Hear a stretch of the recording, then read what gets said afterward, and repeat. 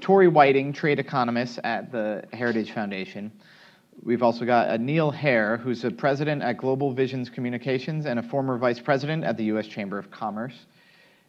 Clark Packard, trade policy manager for the R Street Institute and a former policy advisor for Nikki Haley, who's now the UN ambassador. And Scott Paul, who's the president of the Alliance for American Manufacturing. Now, we have lots of trade expertise on this panel, and exactly 30 minutes before the Heritage Foundation chases us out. So I just want to quickly say, let me start with you. What do you think is the most important thing that Americans, that this audience should know about trade, considering the current status of the trade debate? Well, thank you so much for your question. I really appreciate it, and thank you all for being here today. You know, the most important thing for me that, to my knowledge, hasn't been brought up at all this morning is the impact that the current trading environment is having on American manufacturers and individuals and people and businesses across this country. Part of what I do is I travel all around the country talking about why trade matters and why it's important.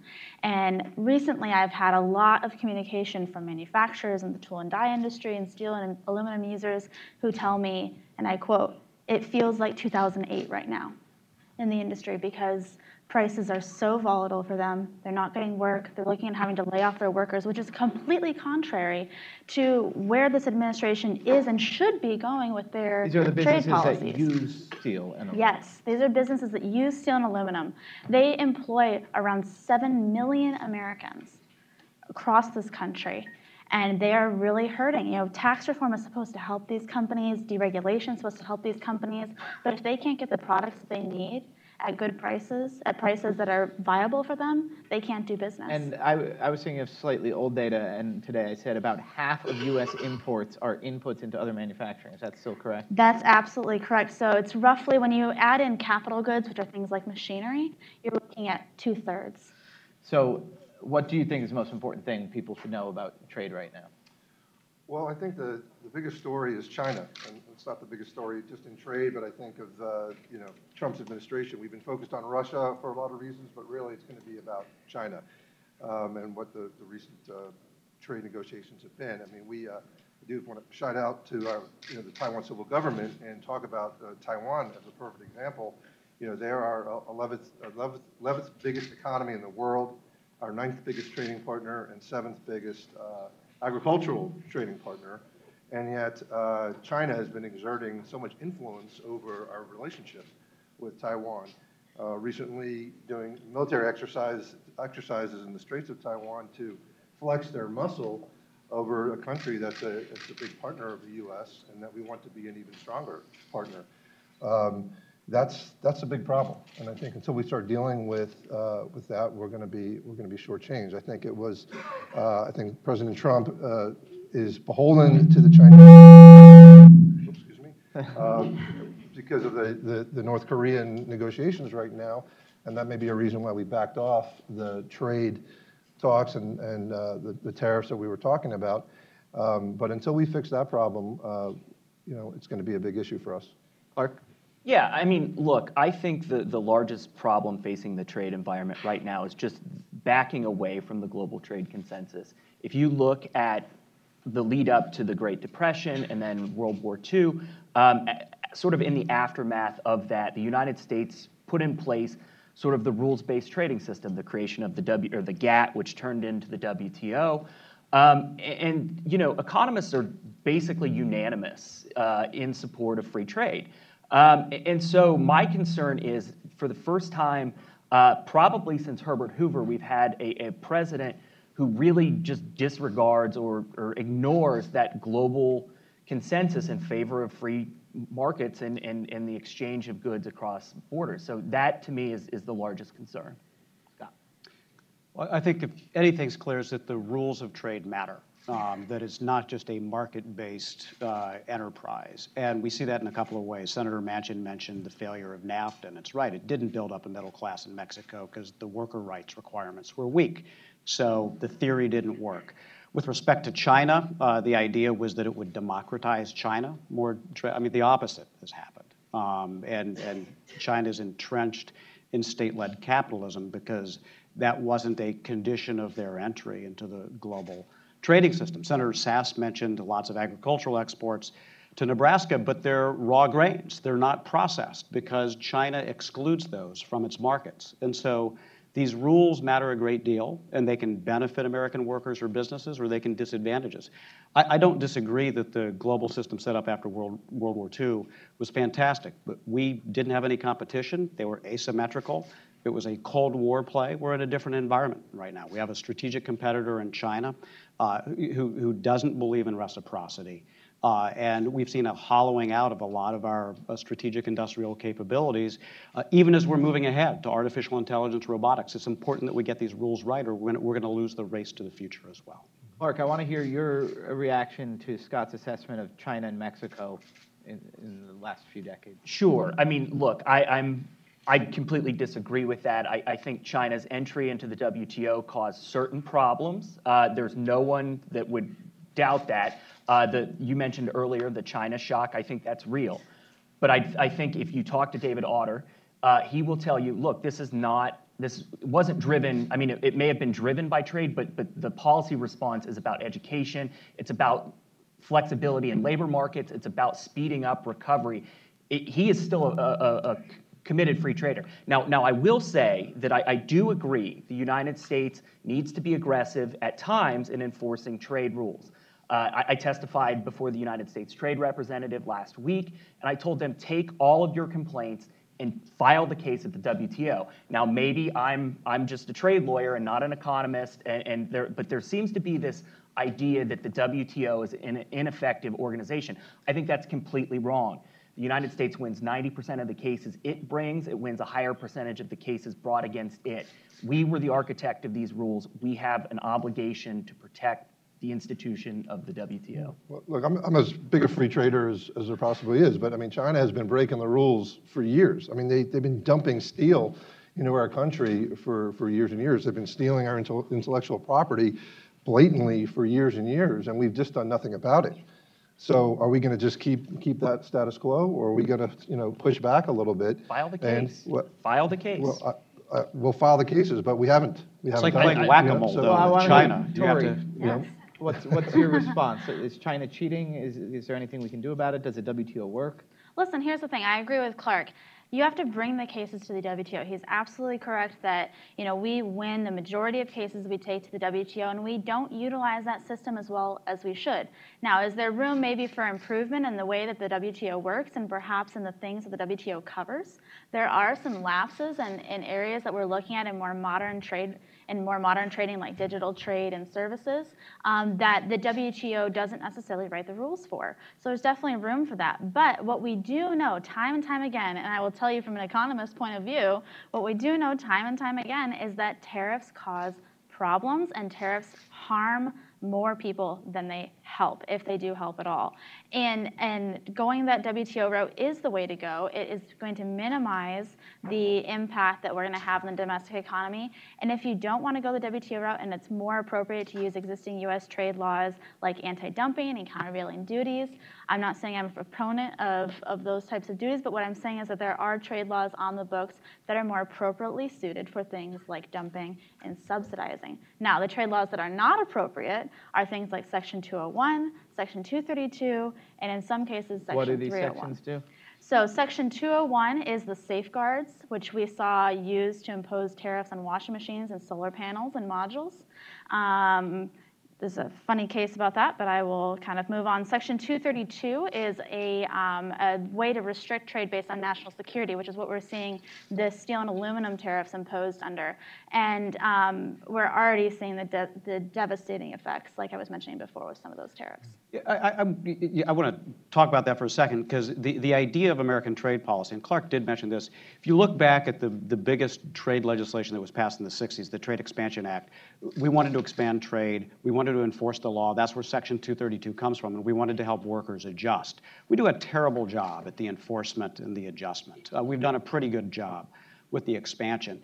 And if you don't support enforcement, if you don't support adjustment, support for expansion is going to erode. And that's what we've seen. That's what you see in President Trump. He has correctly identified some of the flaws. And there's a number of Republican and Democratic voters who clearly aligned themselves with that message, and that the Clinton, Bush, Obama approach on trade did not work, and the stakes couldn't be higher with the strategic competition with China. We cannot back off. Well, let me ask you a quick question about the steel and aluminum tariffs.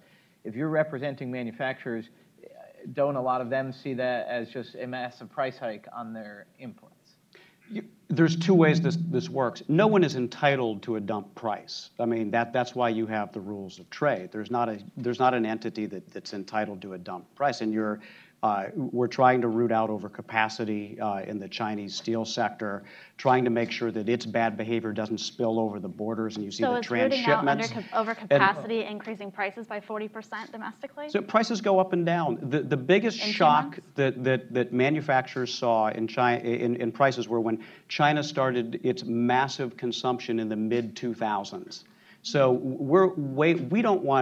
I don't want Beijing to call the shots on our steel pricing. I want it to be set, and you have to realign it. Otherwise, you face China, which has 5 out of the 10 largest steel companies, they're state-owned, essentially distorting the world market. That's something that private sector producers in the United States and Europe can't afford. I mean, was it inelegantly rolled out? I don't disagree with that. It could have been better rolled out, but we have to engage in this process. Well, Clark, I want to ask you about the state-owned enterprises in China. Now, first of all, this was one thing when I talked to the Obama people about TPP. One of their goals was to go after state-owned enterprises in other countries, and I thought that was salutary. But when we look at, I mean, the largest bank in the world is a state-owned Chinese bank, and in addition, there's all these state-owned industries and all this state support. So they are clearly, what Senator Manchin says, that's not fair, and so it's not free. That these guys are so subsidized that the talk of free trade is ill-fitting for a market that is so subsidized that, in fact, so much of it is, in fact, government agencies we're competing against rather than companies. What's your response? Yeah, I mean, I do agree with the benefit. One of the great benefits of the TPP was the Obama administration took that issue seriously, and I commend them. I fought hard as anybody in this town to get the TPP done. I really desperately wanted that agreement done. I do agree that it's a problem. I don't know that it's as big of a problem as people seem to make it out to be, because if you think about it, if a foreign, and Scott's going to disagree with me here, but if a foreign country wants to subsidize a product to the benefit of American consumers, that's fine with me. From a pure economic perspective, that is totally fine with me. If they're so dumb that they're going to spend their scarce resources making it cheaper for me to buy something, I'm sorry, I think that's not the end of the world. And I think that Clark, you're right with the economic theory behind it, and I think I sympathize with you, Scott, because I don't disagree that enforcing when enforcement is necessary is a good thing to do. What I do disagree with is enforcing our trade laws without considering downstream impacts, which is what our current laws do. No law in the books requires a full cost-benefit analysis that looks at the impact on downstream industries, and that's why we always see these devastating effects. Well, you can't pretend like trade policy exists in a vacuum. I mean, it goes hand in hand with foreign policy and diplomacy. I mean, I think what you just saw happen was, China was brokering our deal with Kim Jong-un in North Korea to sit down and talk about nuclear policy or foreign policy, and trade policy got caught up in the middle of it. And all of a sudden, the tariffs we were talking about, whether you believe in them or not, are now off the table. And now, whether you believe in it or not, the talks are off the table too, potentially, as of what we heard yesterday. So this isn't just about downstream to the consumer in America. This is American foreign policy at stake. And we can't be pushed around by China. We just can't let it happen anymore. That's why we needed TPP. I agree with that. We should have backed out of that one. For Clark and Tori, let's start with you, Tori. The national security is one point. We talked earlier in the David Autor studies talk about how communities can be totally demolished, and you demolish the rural county south of Pittsburgh, and you put it on a spreadsheet and you say their losses are smaller than the gains to the whole economy, that's sort of an inhuman and I would say an unconservative way of looking at it, just thinking, well, you can account their job losses. It's not just job losses, it's criminality, it's illegitimate births. So is there a conservative argument that while more free and open trade maximizes the national wealth, there are other goods that need to be pursued and that might cut against the arguments for free trade? Well, I know you had a great conversation with Senator Sass at the beginning of the program this morning, and I mean, I absolutely do sympathize with those things, and I think I'll answer this by kind of telling you a story. You know, last year I had the opportunity to go visit a steel mill, actually a shuttered steel mill north of Pittsburgh in Sherrill, Pennsylvania. Sharon, pardon me. But, and this mill had been completely shuttered for years, and it was reopened by what we call a steel slab converter. So it's somebody who comes in a different part of the manufacturing process for steel making. And these people reopened this shuttered steel mill and are benefiting from the fact that they can import slab to then further process. And that's possible because of trade. So I know that there are negative consequences and negative externalities in other areas, but the net is there, and the net is in the data. And stories like that are what make me optimistic about free trade really being the proper answer. Clark? I tend to agree with that in some respects, that there is something about community. I just don't know that trade has a ton to do with it anymore. And I am sympathetic that people were slow to respond. Economists got it wrong. That, look, you admit China into the WTO, there's going to be a surge of imports, but people are quick to adjust. In the Otter study, I take that seriously, that it was not as fast as economists thought. But for every story you hear about a shuttered steel mill, if you think about, I'm from South Carolina, if you think about going to Greenville, South Carolina, you have major plants opening, and that's from foreign investment. And so and guess what? Those are building communities there. So I think it's tough, and I just don't know what sort of guide you use to determine, other than sort of a market process, that the job in Pennsylvania is more valuable than the job in South Carolina. It just so happens that South Carolina has been a net beneficiary of things like NAFTA and the WTO. And we need to do better. We need to do more. But we have a tendency in this country to sort of crucify trade for the sins of bad domestic policy, and that's my argument, that this is not really about trade. It's about how we respond to technology, the sort of automation. And Ben Sass hit that right on the head. I just don't see how trade kind of fits in long term with that. Scott, do you have a reaction either to I guess I would wonder about the automation, because when we have Senator Manchin up here and he's talking about jobs, manufacturing jobs. Now, manufacturing as a share of the economy has stayed pretty high while the jobs have fallen through the floor. So should the working man have any confidence that the pro-manufacturing policies that you want are going to be pro-jobs? Yeah, look, there's evidence that they can be, and the issue with automation is that manufacturing jobs held pretty steady and just aligned themselves with business cycles during the 60s, the 70s, the 80s, and most of the 90s. Where they started to drop off was when China entered the World Trade System, and we lost a third of all manufacturing jobs. And there's not only a correlation, there's a causation there.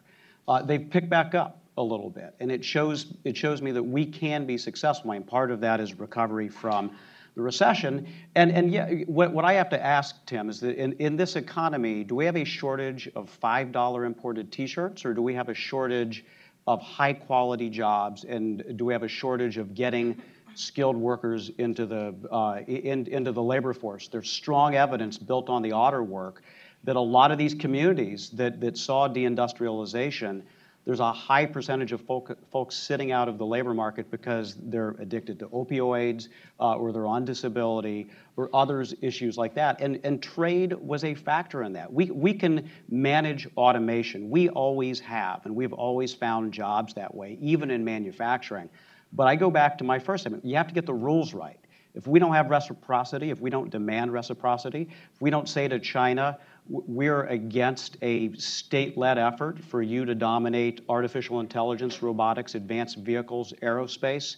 I mean, you think about the number of jobs they support in the United States or could support, and it should scare people. Now, why should that scare people? I'm a free market guy, and I think if you told me that Donald Trump or, 4 or 8 years from now, President Kamala Harris was going to launch a state-run 10-year plan to make sure that the government is going to make sure that we dominate artificial intelligence, I would go and short the whole idea of artificial intelligence if I could. I think that government central planning tends to be an ineffective thing, and that if China wants to do it, we should argue against it because it's bad, but that it'll be, why should I be scared of China's ability to do that? Don't I have to have some faith in the Chinese Communist Party and the Chinese government in order to be worried about that? I don't want you to have faith in the Chinese government or the Chinese Communist Party. But why are you afraid But of what it? I'm saying is the scale matters with respect to China, and that's why we have to pay attention to it. We also have to pay attention to it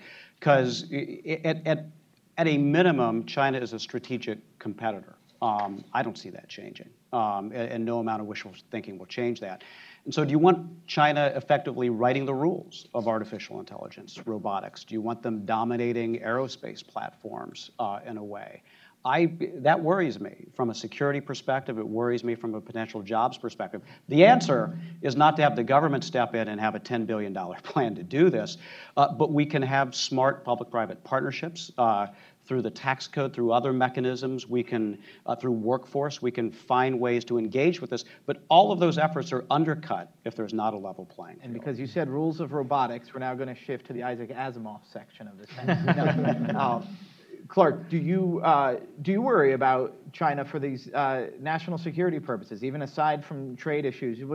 Might it be bad if they're dominating aerospace and AI rules? So there are a couple things here. I think that it's interesting. I see all these people, maybe like Laura Ingraham, she's on TV, who's just this avowed capitalist, but has so much faith in the Chinese Communist Party. I mean, there's something sort of weird about that, right? That like if you actually believe what you're saying you believe, which is freedom and free markets will win out in the long run, have faith in the American system as opposed to their system. Now, I do have concerns about the sort of national security issue.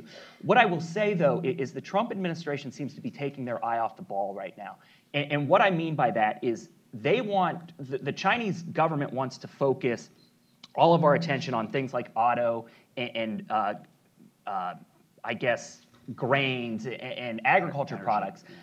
But the real fight is over sort of IP because that's as part of their long-term strategy. And again, I think that the WTO is the proper place to litigate that, and we should be really aggressive about that, but do it within the confines of the WTO, the structure that we put in place. Neil, specifically, how would you address China?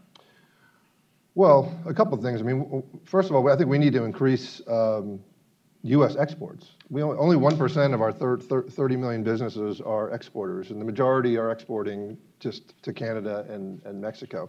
So I think we need to work to increase that. That's a very important point. But I think with China, I think we have to take a hard line. I mean, it goes against some of my free trade principles and free market principles, but quite frankly, I don't think the WTO is the place to do that. I think we have to really take an aggressive stand with them on the foreign policy side. I think Trump was going down the right road. I think with the tariffs. Yeah, by saying and being aggressive and saying, we aren't going to take it anymore. And that's Donald Trump's mantra, isn't it? It's America first. We aren't going to take it anymore. We're tired of you dumping steel. We're tired of you stealing our intellectual property. We're tired of you trying to scare us with our good ally in Taiwan with your military bluster and flying over and doing military exercises. We're not going to, we're the United States of America. We're the strongest economy in the world by far. We generate most of the IP in the world today. We have the strongest military by far. Why are we letting China dictate to us what we should be doing foreign policy-wise, trade-wise, economically-wise? Well, so then, yeah, Tori, what about that argument for sort of a trade war is driving a tough bargain? If we want China to build down its state-owned enterprises, to stop doing these 5-year plans that are sort of strategically aggressive, why not say, okay, we're going to put some tariffs on the stuff that you're importing, and then we'll take them down if you play ball and free up your markets.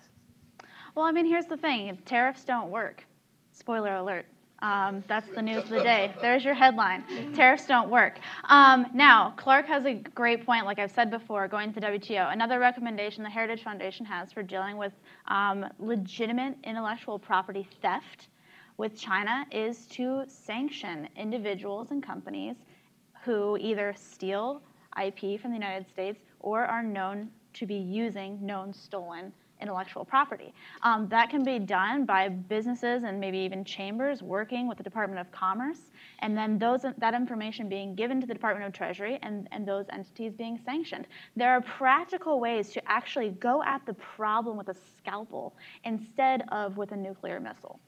So say more about what you mean when you say tariffs don't work, because I thought the free trade argument was that tariffs have this big negative impact on the economy by driving up the prices on imported goods. If they're driving up the prices on imported goods, that seems that it's working and it's making more room for domestic manufacturers. It's not the case. So if you think about it in this case, if you are increasing the price of, say, steel and aluminum for the 7 million Americans who are employed in those industries, who are the steelworkers going to have to sell to? If you are affecting all of the jobs in the using industries. So increasing the prices, and the point of a tariff is to increase prices. Increasing the prices is not going to stimulate more growth in jobs and manufacturing in the United States. It's actually going to hinder it. It's going to cripple it from actually being competitive in the world market when U.S. prices are higher than world prices. Look, I wish I were Wilbur Ross sitting here with the soup can and the tall boy, because he made the right point, which is the economic impact of the tariffs to the overall U.S. economy is nominal. The specific impact that it can have for the productive industries. Do you want to tell that to the manufacturers in Michigan and Ohio and Indiana? Fabricated metals, the employment has continued to go up. The forward-looking indicators are good. There will be horror stories. No doubt they will be. But millions? They should have seen this coming since June of 2016 when Donald Trump said, I'm going to do Section 232, and said, how can I align my supply chain to plan for this eventuality? That's kind of, to me, that's a business people like us in responsibility. 2016 were saying that Donald Trump wasn't going to be president. So, Clark. Yeah, just real quick. Look, like if you can isolate the tariffs on just steel and aluminum, I take that at face value that it's a small portion to the overall economy. The problem with these things is they start to spiral out of control, right? And you get this tit for tat back and forth, and we saw that. Trade tensions started to ratchet up.